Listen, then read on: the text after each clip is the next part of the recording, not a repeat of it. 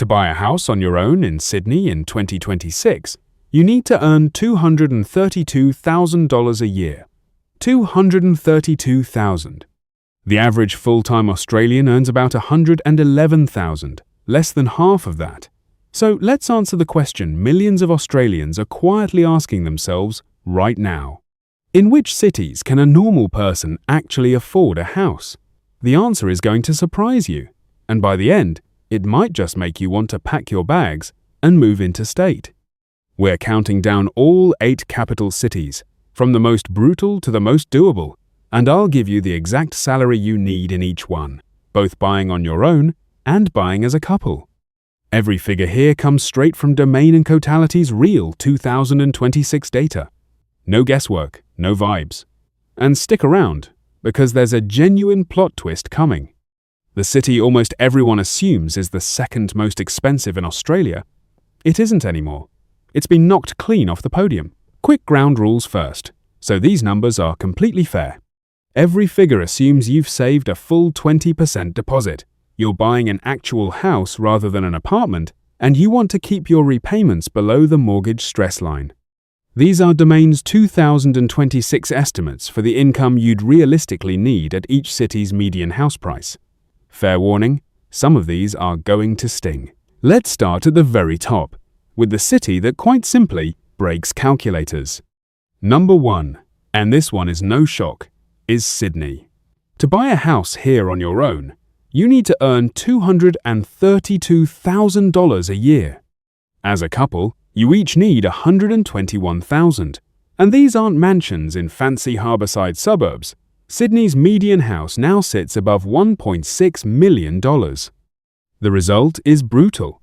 Only about 1 in 10 households in Sydney can actually afford to buy the typical home in their own city. And remember, that income is just to service the loan. It doesn't even count saving the deposit. Nationally, it now takes the average Australian around 11 years to save a 20% deposit. And in Sydney, where prices are highest, it takes considerably longer than that. This one brutal combination, sky-high prices and near-impossible deposits, is exactly why so many Sydneysiders are quietly packing up and leaving for more affordable states. Number 2 is the plot twist I promised you. It is not Melbourne, it's Brisbane. To buy a house solo in Brisbane now, you need $166,000 or $94,000 each as a couple. Brisbane prices exploded by around 19% in a single year. The sunny, laid-back, affordable alternative that everyone used to recommend has quietly become the second hardest capital city in the country to break into.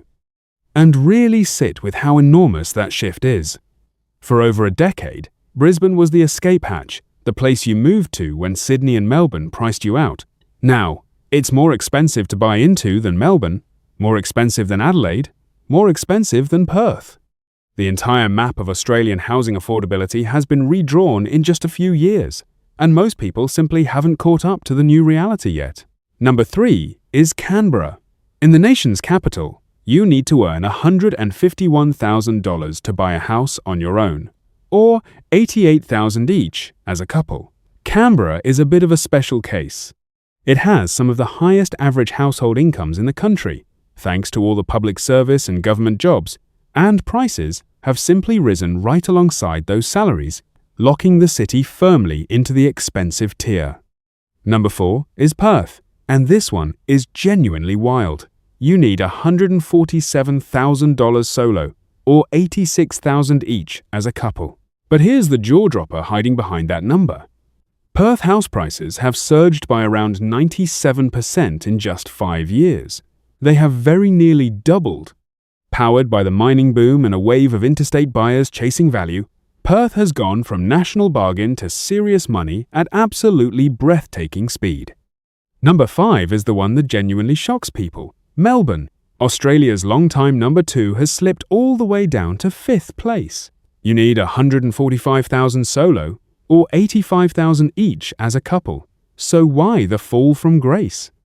Melbourne's prices have barely moved this year, up just 0.5%, while cities like Brisbane, Perth and Adelaide raced ahead and quietly overtook it, one by one. Number 6 is Adelaide, sitting right on Melbourne's heels. You need $143,000 on your own, or $84,000 each as a couple. Adelaide has been quietly booming for years now, steadily and relentlessly, and the result is that the city Australians used to affectionately call cheap and cheerful simply isn't cheap anymore. The gap between Adelaide and Melbourne is now almost nothing.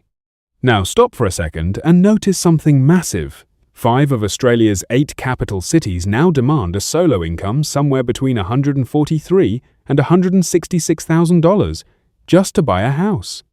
Now remember that average full-time wage we started with, about $111,000. That means on an average salary, buying on your own, you cannot afford a house in any of those 5 cities. Not a single one of them. Which finally brings us to a little breathing room. Number 7 is Hobart.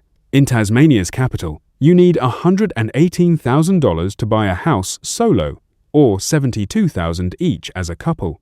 For the very first time in this countdown, we're getting close to a number that a normal, average income can genuinely stretch to reach. Not easy, but actually reachable. And number 8, the single most affordable capital city in the entire country, is Darwin. Here, you need $111,000 to buy a house on your own, or just $68,000 each as a couple. And here's the kicker that ties this whole video together in one neat, slightly terrifying bow. $111,000 is almost exactly the average Australian full-time wage, which leads us to one genuinely staggering conclusion.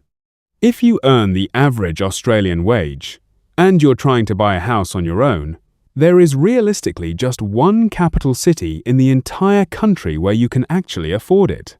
Darwin. And nowhere else. Sit with that for a moment, because it is one of the clearest, starkest snapshots of the housing affordability crisis you will ever see put into plain numbers. And here's the truly frightening part. It's getting worse, and fast. Just 3 years ago, around 43% of median income households could afford to buy a typical home in Australia. Today, that number has collapsed all the way down to just 14%. In the space of only 3 years, the simple dream of home ownership quietly slipped out of reach for millions and millions of Australians.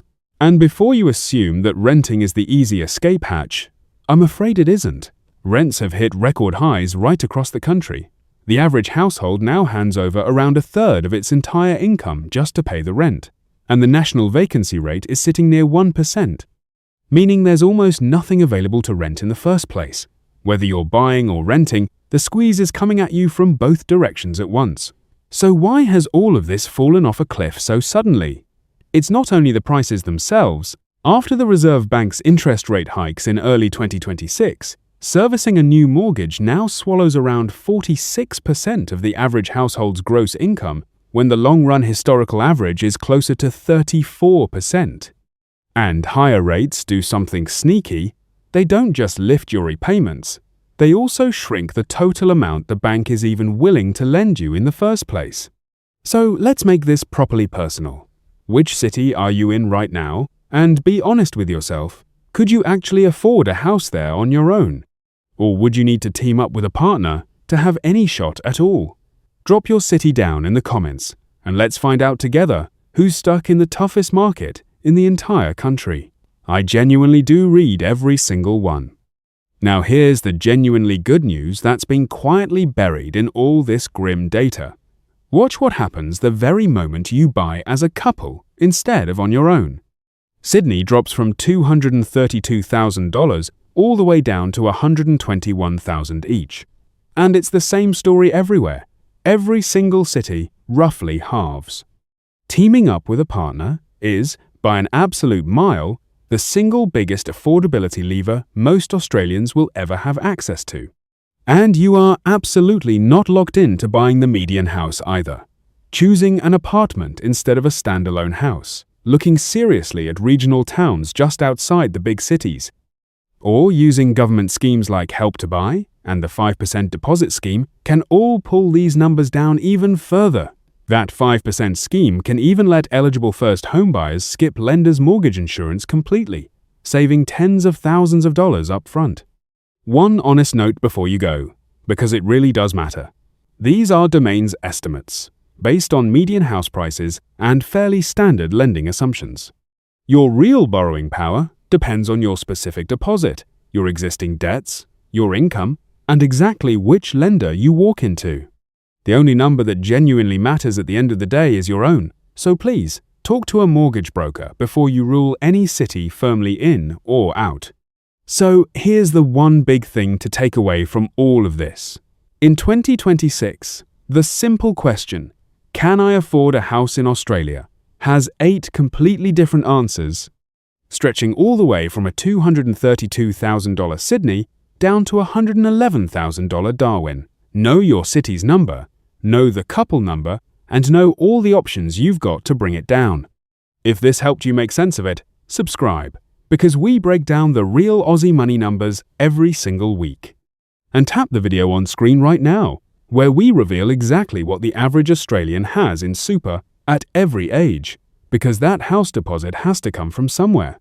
I'll see you in there.